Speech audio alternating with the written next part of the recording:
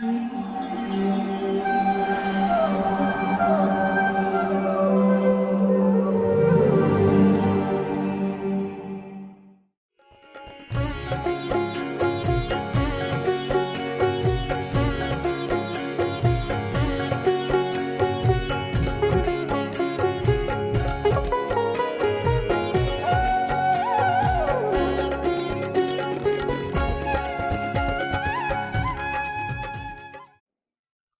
कृष्ण। तो हमने देखा कि जैसे अघासुर जो महाअसुर ब्रज में आया, उसने एक सर्प का रूप ले लिया, अजगर का, भगवान और भगवान के साथियों को निगलने के लिए। और कैसे भगवान के साथी जो नित्य पार्षद हैं वो भी भ्रमित हो गए।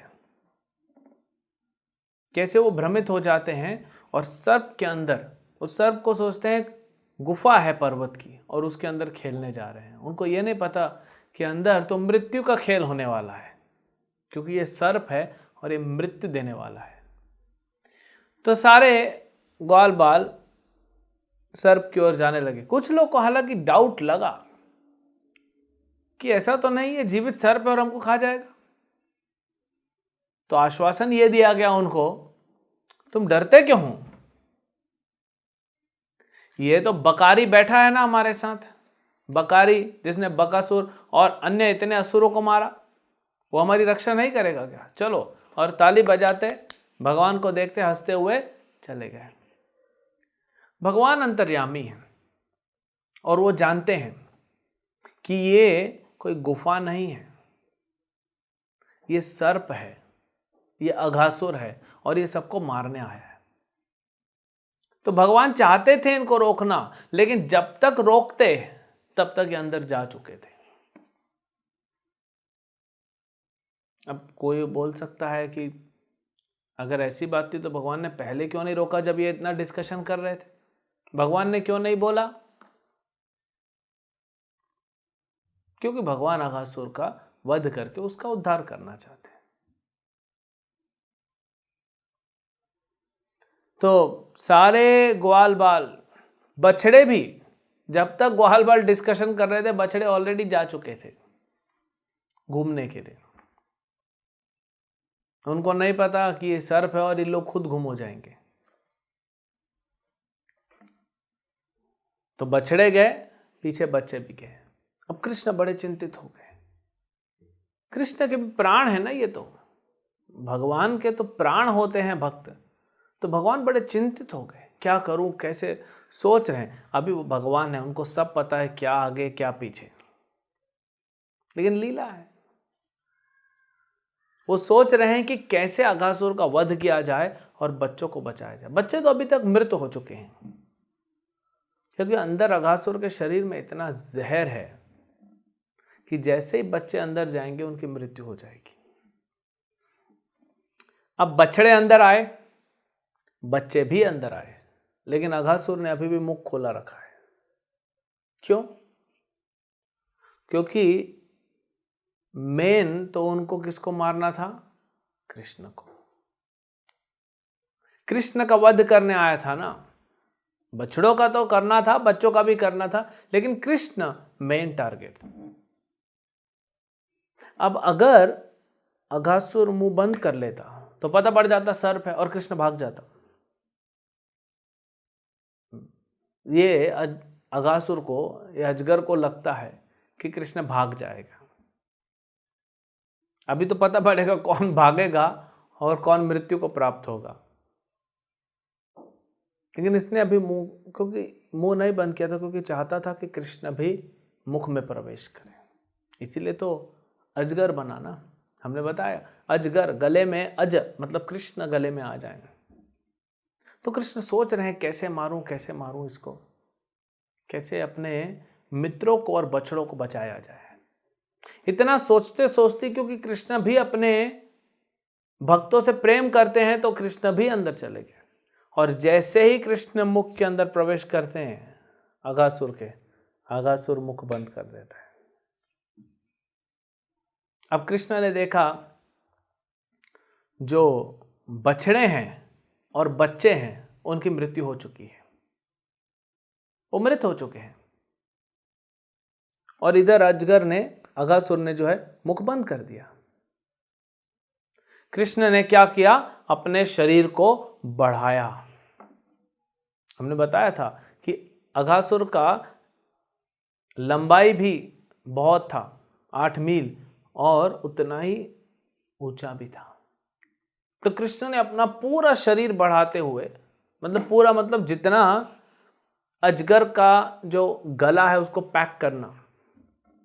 जैसे बकासुर के अंदर तो भगवान ने हीट बढ़ा दिया था, तो बकासुर पूरा उसका गला जलने लगा, तो उसने बाहर कर दिया कृष्ण को अपने मुख से।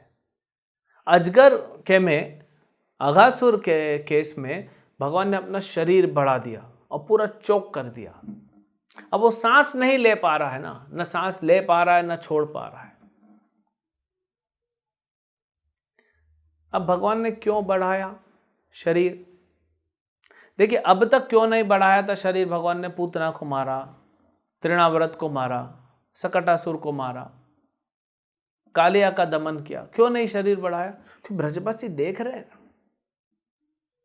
भगवान नहीं चाहते कि ब्रजवासी ये सोचे कि ये तो हमारा लाला नहीं है, ये तो परम भगवान है।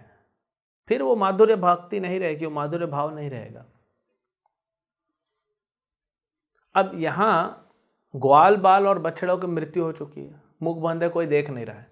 तो भगवान ने सोचा यहां तो मैं अपना शरीर बढ़ा सकता हूं, क्योंकि कोई देख नहीं रहा है। तो इसलिए भगवान ने अपना शरीर का विस्तार किया।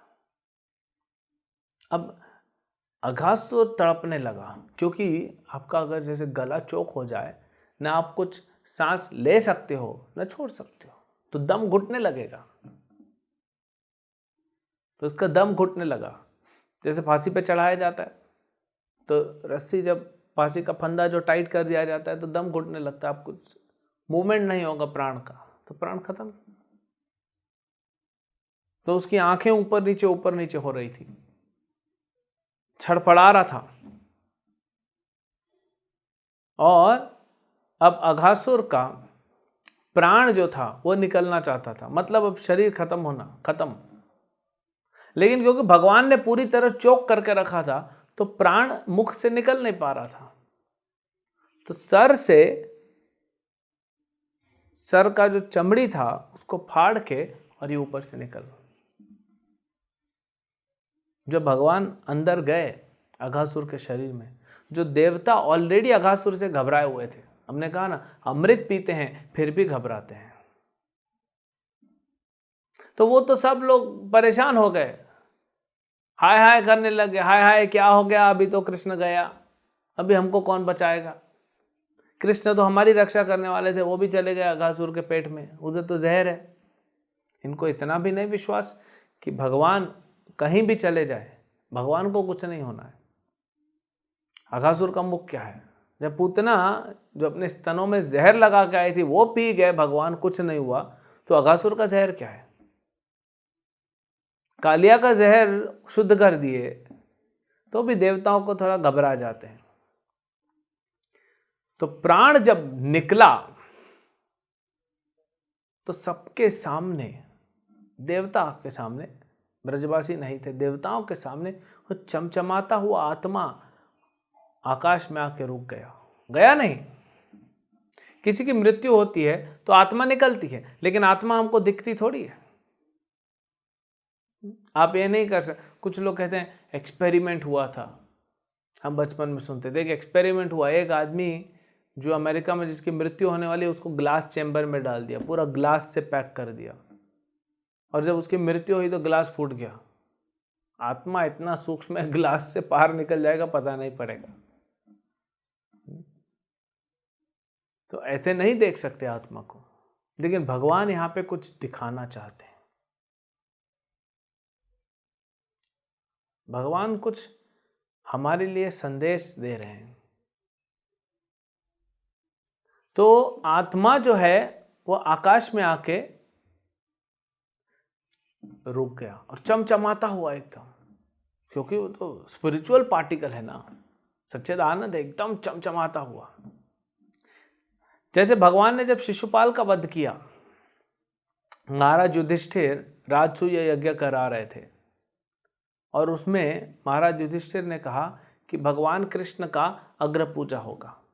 तो भगवान का ही रिश्तेदार शिशुपाल, जो कि पूर्व जन्म में रावण था और उसके पहले हिरण्यकशिपु था, वो शिशुपाल इतना ईर्ष्या रखता था भगवान से, सह नहीं सका तो बहुत निंदा करने लगा और भगवान ने उसका वध किया। जब वध किया भगवान ने सुदर्शन चक्र से उसका जब गला काटा तो उसके शरीर से आत्मा सबके सामने, पूरे सभा में सारे पांडव कौरव सब देवता बैठे हैं, सबके सामने वो प्राण निकला, आत्मा निकली छमछमाती हो और कृष्ण के चरणों में समा गया।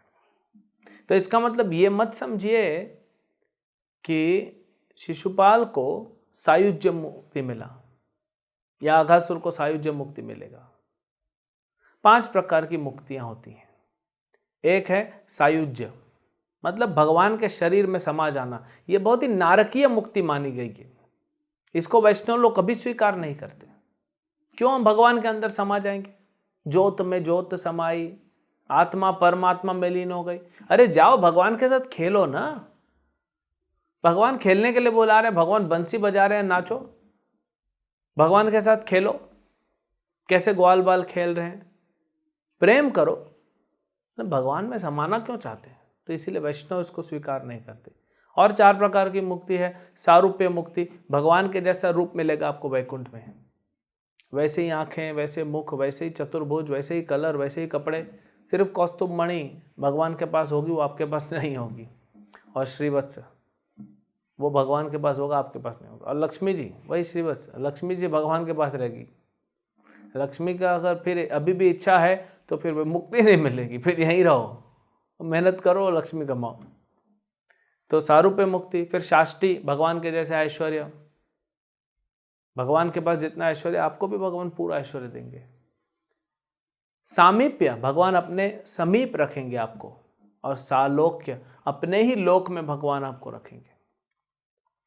देखिए, जब शास्त्र कहते हैं एकल ईश्वर कृष्ण आर्ष भृत्य, सिर्फ ईश्वर कौन है? कृष्ण, बाकी सब उनके नौकर हैं। या कहते हैं कि जीवेर स्वरूप है कृष्ण नित्य दास। जीव का स्वरूप कैसा है? कृष्ण का नित्य दास होना। तो प्रायः हमारे मन में क्या भाव आता है? अरे इधर मैं नौकरी कर करके परेशान हूँ, मेरा मालिक जो है जिसके यहाँ मैं नौकरी करता हूँ वो मुझे एक्सप्लॉइट करता है और मेरा शोषण करता है। फिर जाऊंगा, फिर उधर नौकरी बनना पड़ेगा, फिर कृष्ण शोषण करेंगे। तो नौकर तो हम हैं, वो तो नहीं परिवर्तन होगा। लेकिन यहाँ पे जब हम नौकरी करते हैं, जब हम किसी के दास बनते हैं, तो स्वाभाविक है जो हमको हमारा मालिक है, हमारा बॉस है, वो हमारा शोषण करे। लेकिन भगवान वैसे नहीं। भगवान को हमसे क्या चाहिए जो शोषण करेंगे? शोषण तो तब किया जाता है ना जब या तो आपसे दुश्मनी हो किसी की, या तो आपसे कुछ चाहता है वो। आप कंपनी में जॉब करते हैं तो आपसे क्या चाहते हैं कि आप बहुत ज़्यादा काम करो, इसलिए 12 घंटे 14 घंटे 16 घंटे आपसे काम कराया जाता है, वो शोषण। या किसी का दुश्मनी होगा तो आपसे निकालेगा। भगवान का तो हमसे दुश्मनी नहीं है। भगवान तो हमसे प्रेम करते हैं और भगवान चाहते हैं हम भी उनसे प्रेम करें। और भगवान हमसे क्या चाहते हैं? कुछ भी नहीं, बस प्रेम चाहते हैं। बाकी सब तो भगवान हमें देने वाले हैं। तो यहाँ पे जो हम बोलते हैं कि स्वामी और उसके सेवक या उसके नौकर का जो रिलेशन है वो यहाँ अलग है। वैकुंठ में ऐसा नहीं है। वैकुंठ में प्रेम का संबंध। इनफैक्ट कई बार आप देखेंगे कि इस संसार में भी जो वफादार नौकर होते हैं, जो बहुत सालों से आपके यहाँ नौकरी कर रहे हैं, उसके साथ आपका मित्रता पूर्ण रिलेशन हो जाता है बहुत साल से। जैसे कोई आपका ड्राइवर हो, आप बड़े व्यक्ति हैं, आपका ड्राइवर है, लेकिन वो पिछले 20 साल से आपका वही ड्राइवर है, तो धीरे धीरे फिर आप उससे हर चीज़ शेयर करने चाहते, वही आपका सबसे अच्छा मित्र बन जाता है। आपका घर का प्रॉब्लम, फाइनेंस का प्रॉब्लम, आपका बिजनेस, सब चीज़, क्योंकि कहीं तो आप निकालोगे, कहीं तो हमको वो निकालना पड़ेगा, तो वो हमारा मित्र बन जाता है। तो भगवान के साथ हम भले ही सेवक के रूप में रहते हैं, लेकिन वो मित्रता बांटते हैं, वो प्रेम है, वो ये इस संसार का सेवक जैसा नहीं है। तो शिशुपाल को सारूप्य मुक्ति मिली, और यहां पे अघासुर को भी, अभी तो वो चमचमा रहा है, ऐसे तो पता नहीं पड़ता, लेकिन हमने कहा ना भगवान दिखाना चाहते, भगवान दिखा रहे कि देखो अघासुर एक असुर के रूप में आया, एक असुर है, लेकिन फिर भी इस असुर का कैसे मुक्ति हुआ। इसीलिए सुखदेव गोस्वामी वहां पे भगवान का ये नाम लेते हैं मुकुंद। क्यों? अघासुर का शरीर फटा, आत्मा निकल के आ गई, भगवान ने अपना दृष्टिपात करते हुए, सिर्फ भगवान ने देखा तो सारे बछड़े और ग्वाल बाल वापस जीवित हो गए। तो ग्वाल बाल और बछड़ों को भी भगवान ने मुक्ति दिया और अघासुर को भी मुक्ति दिया, और मुक्ति देने वाले का नाम है मुकुंद। तो मान लीजिए भगवान ही प्रेरणा दे रहे हैं सुखदेव गोस्वामी को, और सुखदेव गोस्वामी को कहते हैं कि मुकुंद ने मुक्ति दिया, क्योंकि भगवान मुकुंद ही मुक्ति देते हैं। ब्रह्मा और शिव जी भी मुक्ति नहीं दे सकते, यह अधिकार नहीं है किसी का। तो सारे देवता तो बड़े प्रसन्न हो गए, नगाड़े बजने लगे, इंद्र मृदंग बजा रहे हैं और फूलों की वर्षा हो रही है, बहुत हर्षोल्लास का वातावरण है, क्योंकि देवता इतने प्रसन्न थे। अघासुर मारा गया, और अघासुर का आत्मा सबके सामने, जो थोड़ी देर आकाश में खड़ा था, उस सबके सामने आके भगवान के शरीर, भगवान तो अभी अघासुर के शरीर के अंदर है ना, बाहर निकले तो सबके सामने भगवान के शरीर में अघासुर का आत्मा समा गया। तो इसका मतलब यह नहीं कि अघासुर को भगवान ने सायुज्य मुक्ति दिया, अघासुर को सारूप्य मुक्ति ही मिला है। श्रीपाद जीव गोस्वामी और श्रीपाद विश्वनाथ चक्रवर्ती ठाकुर इसको कंफर्म करते हैं, हमारे आचार्य इसको कंफर्म करते हैं कि सारूप्य मुक्ति मिला, सायुज्य नहीं। ये तो भगवान एक दिखाने के लिए दूसरा मार्ग है ना, भगवान के शरीर में गया, जरूरी थोड़ी वहीं रहेगा, भगवान उसको उधर से ट्रांसपोर्ट कर दिए, जा भाई तो उधर चल, मैं लीला करके आता हूँ। 3 भाई बहन, उसमें से पूतना को माँ का गति दिए, अघासुर को सारूप्य मुक्ति दिए। बकासुर का ऐसा है नहीं, लेकिन भगवान ने मारा है, वो भी ब्रज में मृत्यु हुआ है, तो मुक्ति तो हो ही गया, पूरे परिवार को भगवान ने मुक्त कर दिया।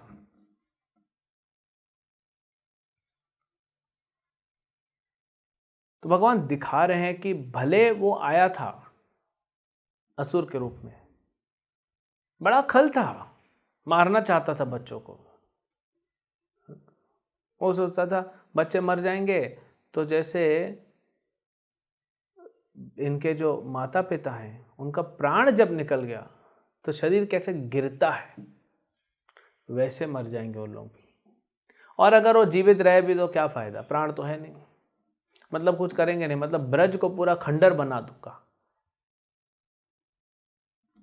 इतना जघन्य भाव लेके आया, फिर भी भगवान का दया देखिए। अघासुर का तो अपना स्वभाव है, लेकिन भगवान का तो अपना स्वभाव है ना। एक कथानक है, एक बार एक साधु नदी में नहाने गए और उसमें देखे कि एक बिच्छू वो फड़फड़ा रहा है। तो साधु ने सोचा कि बिच्छू को बचाते हैं, तो ऐसे उठाया पानी में, थोड़ा पानी था और बिच्छू आया और बिच्छू ने काट दिया। तो काटा तो इनका हाथ खुल गया, फिर बिच्छू अंदर गिरा और फिर फड़फड़ा रहा है, फिर उठाए, फिर बिच्छू ने काटा दूसरी बार, फिर गिर गया, फिर तीसरी बार उठाए, फिर तीसरी बार काटा। तो एक आदमी वहाँ बैठा था, बोले बाबा ये बिच्छू है, इसका स्वभाव है डंक मारना, ये नहीं छोड़ेगा, ये आपको बार बार डंक मारेगा, आप छोड़ दीजिए। क्या आंसर दिया ये ऋषि मुनि ने, भगवान के भक्त हैं साधु, क्या आंसर दिया इन्होंने कहा उस व्यक्ति को, बोले अरे भाई ये बिच्छू है, ये जानवर है, पशु है, जहर भरा हुआ है, बड़ा ईर्ष्यालु पशु है।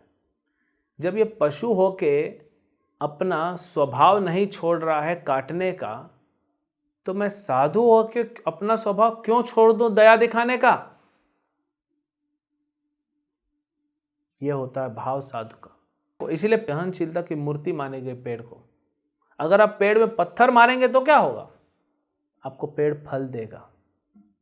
अगर आप पेड़ के ऊपर आरी चलाएंगे तो क्या होगा? आपको लकड़ी देगा। पेड़ के नीचे बैठेंगे तो आपको सहारा देगा, छाया देगा। पेड़ पे टिक के बैठेंगे तो आपको सहारा मिलेगा और पेड़ आपको ऑक्सीजन देता है। यानी आप मार रहे हो पत्थर, आपको फल दे रहा है।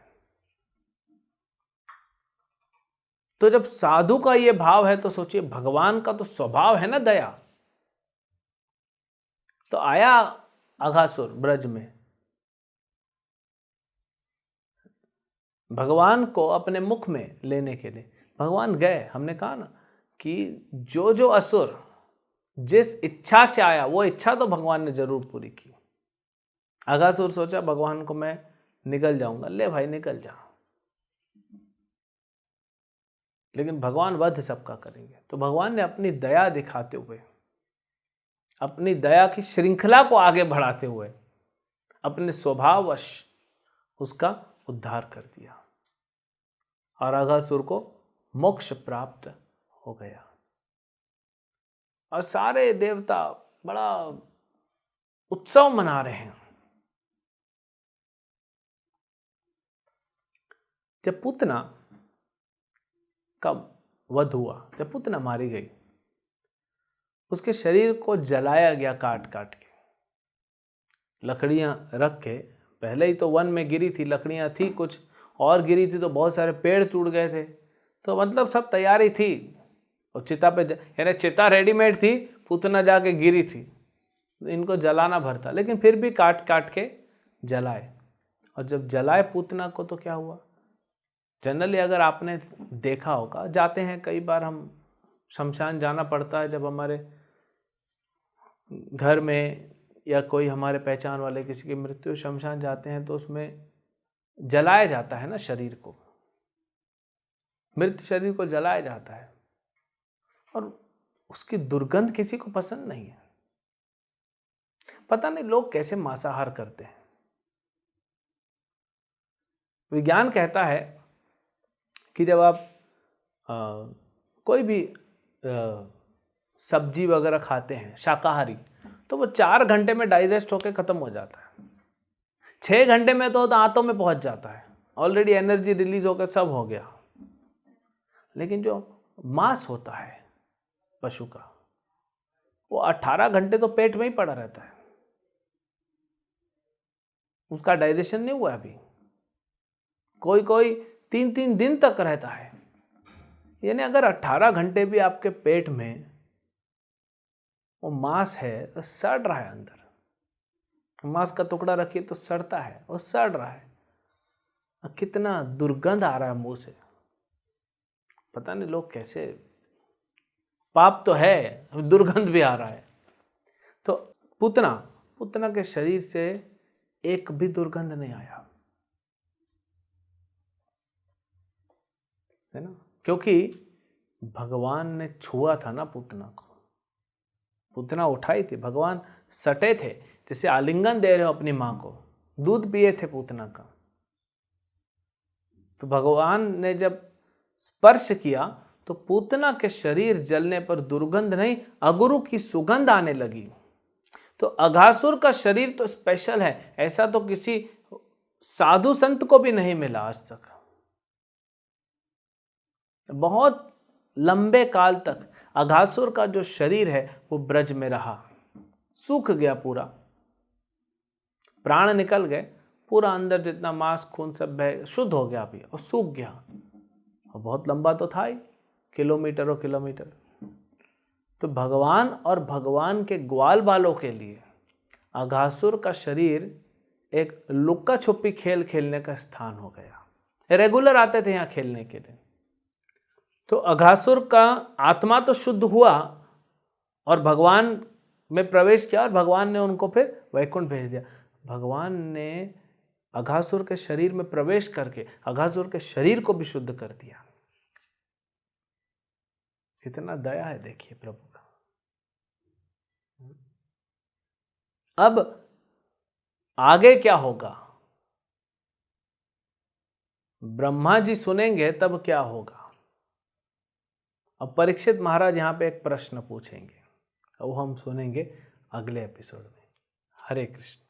ऐसे ही और भक्तिमय कार्यक्रमों के लिए देखिए हरे कृष्णा टेलीविजन। इसे प्राप्त करने के लिए आप अपने केबल अथवा DTH ऑपरेटर से संपर्क करें तथा और अधिक जानकारी के लिए आज ही डायल करें 8767 845 845।